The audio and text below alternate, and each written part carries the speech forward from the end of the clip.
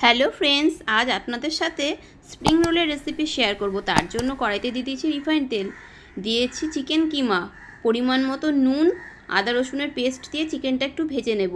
তারপর একে একে দিয়ে দিয়েছি পেঁয়াজ, গাজর, ক্যাপসিকাম, ধনেপাতা, কাঁচা লঙ্কা কুচি, নিয়েছি টমেটো কুচিও, দিয়ে দিলাম কিছুটা গোলমরিচ গুঁড়ো, দিয়ে ভালোভাবে চিকেনটা ভেজে নিলাম সবজির সাথে।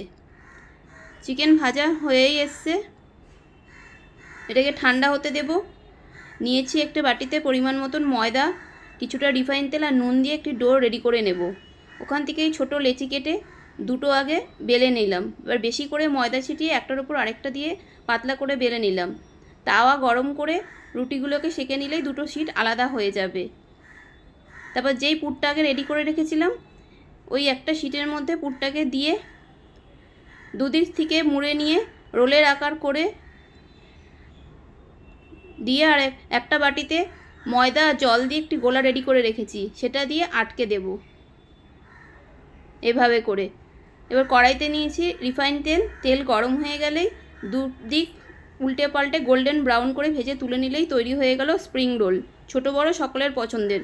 এই রেসিপি দেখে ভালো লাগলে চ্যানেলটি সাবস্ক্রাইব করার অনুরোধ রইল। ধন্যবাদ।